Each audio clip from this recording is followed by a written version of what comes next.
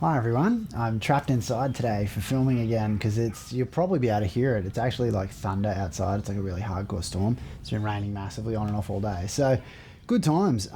Today I thought I had a plan for what I was going to do. I was going to go out earlier and it started raining and then I didn't go out.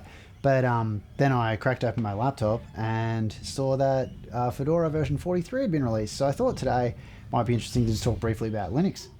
That probably sounds really nerdy, and I might have lost half my audience of filmmakers right there with that one. But it's definitely something that I talked about it for a brief second in one of my other videos, and I thought maybe it's something that I've got on my list of videos to talk about, just because it's something that has kind of been in the background the whole time I've had my filmmaking career. So my name's Mark Deere. Hello, if I didn't already say my name. And yeah, this is a video in a series I'm doing of 100 videos in 100 days where I'm working on a documentary called Confessions of a Failed Filmmaker, talking about the last 20 years of being a filmmaker.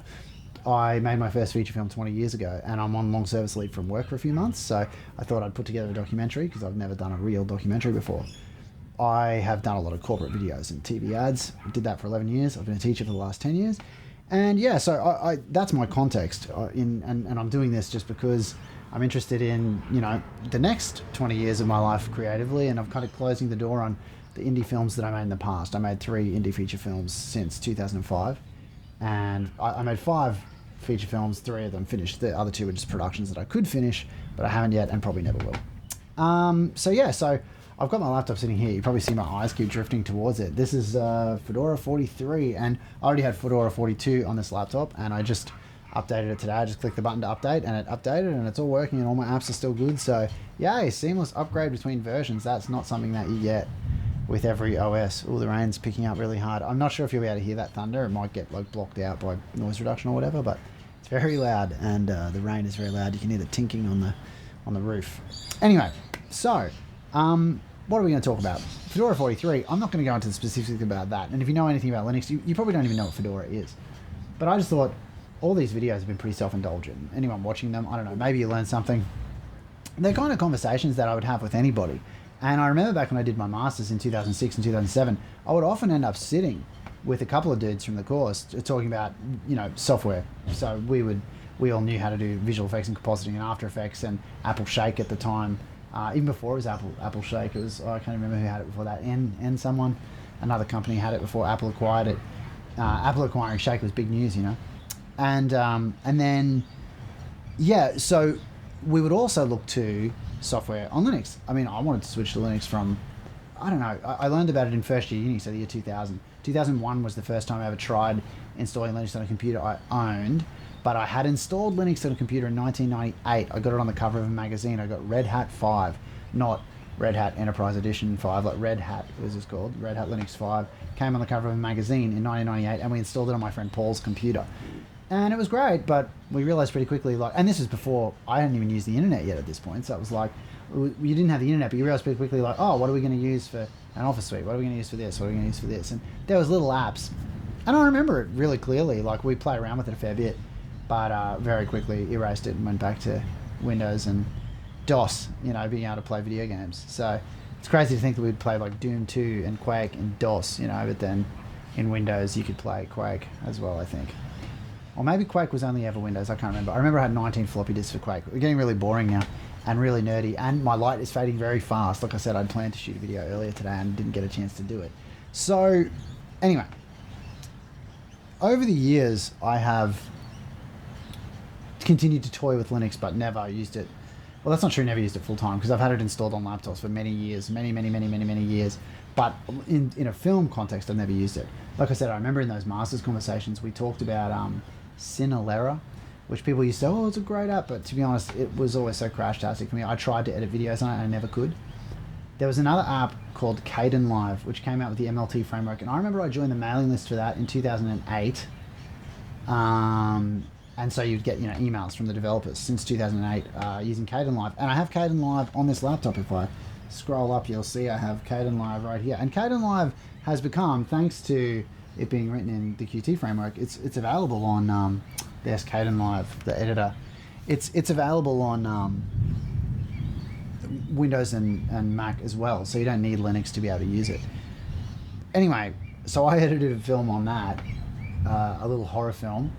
and I also edited a little short of my brother-in-law, like Candice's brother, and his now wife. It was his girlfriend at the time, and we all did like Incy Wincy Spider. I could see if I can find it, like, you know, this, like I made like an edit of them doing Incy Wincy Spider. I don't know why, because we must have thought it was hilarious, because we would have all been like, you know, 23, 24, 25, I can't remember, about 25 probably. And we must have thought it was hilarious to make a nursery rhyme. Anyway, so I filmed that and a little short. That was the first thing I edited all the way from import through to export, and that was capturing off the tape. So I used a command line utility. I think it was called something like DV grab, and that was in an early version of Fedora. Now Fedora was initially called Fedora Core. Nobody cares about this, but if you're a Linux person and a filmmaker, maybe you do.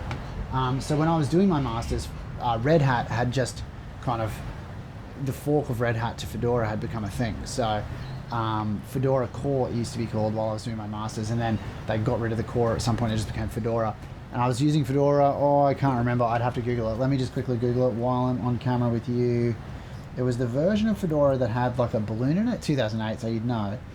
Fedora version with balloon, desktop, 2009 it would have been.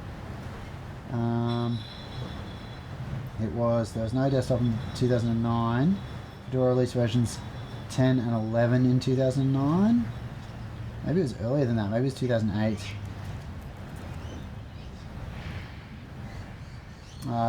With the balloon desktop, there you go. It was Fedora 10, and its code name is Cambridge. It was released November 25, 2008. So that was the version. So me and Kenny would have just been married. That was the version I edited it on. A prominent feature of the release was the balloon. Anyway, I'll see if I can find an image for you guys. I'll hold it up. Not that you couldn't Google this yourself. Yeah, there it is. That's the desktop. That's exactly as I remember it. So this was the default desktop. Let me see if I can bring it up. It's going to be pretty small. I could probably actually get the background for it. Anyway, so my point is, it was still, even back then, I feel like it was still, open image, new tab, here you go. So here's the image that I'm talking about. I'll open up the tab. There you go. That was it. That was the desktop. So, yeah, so I edited this film and I thought, yeah, I can go full Linux. And I was always looking at Blender as well. Like, I'd done a lot of 3D stuff in Blender. When Blender first went open source, I downloaded the very first version that was released open source. I remember in my res room, my friend Damien Midros told me about it, and I was like, what? And then we got it, we downloaded it, we had to play. I'd been using 3D Studio Max or 3ds Max to do that, because we'd learned that in one of our subjects. And so I was like, we can use something open source, this would be great. You know, we were all experimenting with Linux. It was fun, and we were doing a lot of PHP stuff. So everybody was talking about and experimenting with Linux. I got my first MacBook. It wasn't even a MacBook; it was a PowerBook. I got a PowerBook G4. That was my first Mac, G4 Titanium PowerBook, and it was great because with the new version of macOS 10X, because we'd use macOS 9 at uni to do video editing, like in Avid, and Photoshop, Illustrator, PageMaker, like these old apps, Quark Express, before there was Adobe InDesign. And so the idea of using Linux, like people were talking about it in our programming subjects, people were talking about it. People liked it, had a Unix backend, learning command line and stuff, writing bash scripts. It's so nerdy and boring, but this was what we were doing at uni, and alongside the film stuff and creative stuff. So it was kind of, the degree I did in undergrad was a mix of creative and technical. So we did a bit of software engineering and a bit of design, and 3D animation, 2D animation, visual effects of film, digital film. Anyway, so, it's getting dark.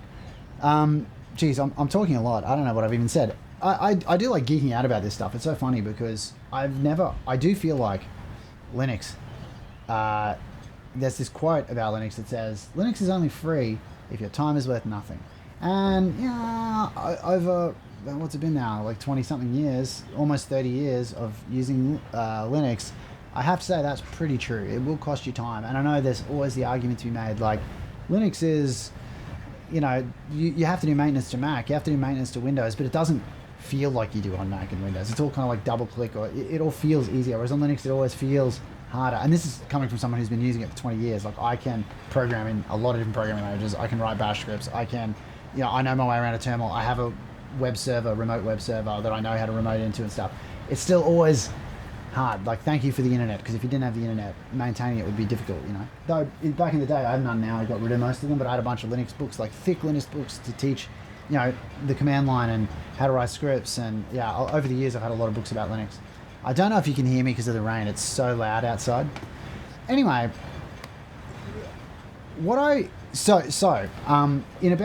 that was 2009. I edited my first thing on Linux, and I've always continued to be interested in the Blender VSE, the editor, the timeline in Blender, this video sequence editor, and but it's never really become great for me. And there are people on YouTube now with dedicated channels to editing in Blender, so it can be done.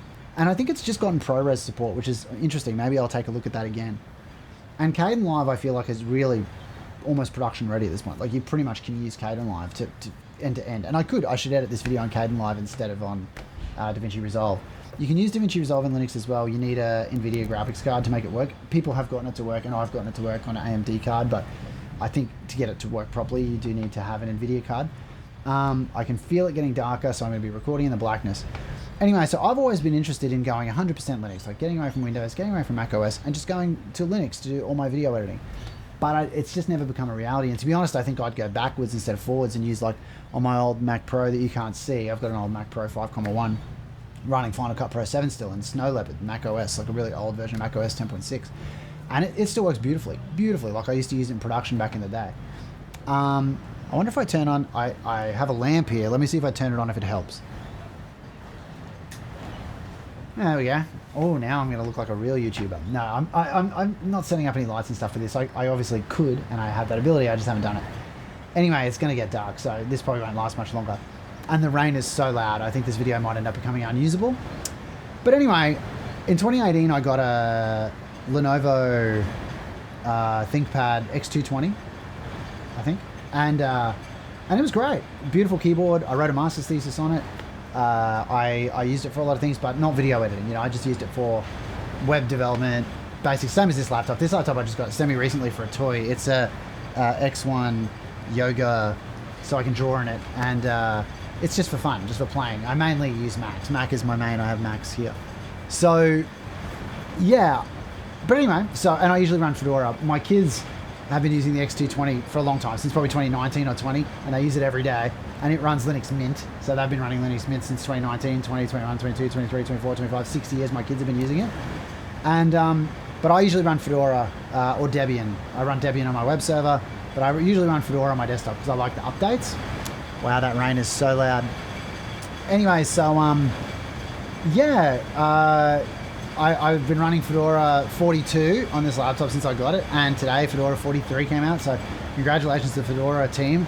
Fedora is always great, it's very usable. My only problem with it is it updates so regularly. Like, so it's good if you want to be completely up to date, but I think I'd prefer things that don't update as much. I think Debian is probably a happier place for me, but I went straight to Fedora on this and haven't gotten rid of it yet. So anyway, I could probably talk about Linux a lot. The rain is so loud, oh my gosh, and there's thunder and stuff, so I don't know how hardcore this storm's gonna get, but maybe I'll stop recording because I'm assuming this is unusable at this point. But yeah, all I want to do is, today I was just being nerdy, so I apologize in advance. Very nerdy. If you like nerdy stuff, you probably got into this video maybe. Congratulations to the Fedora team for getting a release out. It's always good when you get a release. I was super excited for the Debian team getting Debian 13 out this year as well. Again, I'm very much an armchair Linux user. I'm not a hardcore. I'm not. Yeah, for me it's just something to tinker with until I realize I'm wasting time. Then I go back to making films. And same thing for today. I updated and I was like, oh, okay, I guess I'm doing that today. And I did. It probably took about 6 minutes, and the update was done. And then I was back to doing work. So just yeah, I was doing some writing on it. So super exciting times. I think it's hailing. Yep, it totally is. That is crazy. There you go. I'm getting daytime hail. They're not big hailstones, but anyway, I'm going to upload this as is. All right, dudes, I'm going to get out of here because I think my car's in my driveway, probably getting hailed on, so better get out of here. Great talking to you. I filmed, even though, you know, it was crazy times doing it, so all right, I'll talk to you guys later. I'm going to get out of here. Have a good one. I'll see you in tomorrow's video where I go back to talking about film stuff. See you, everyone.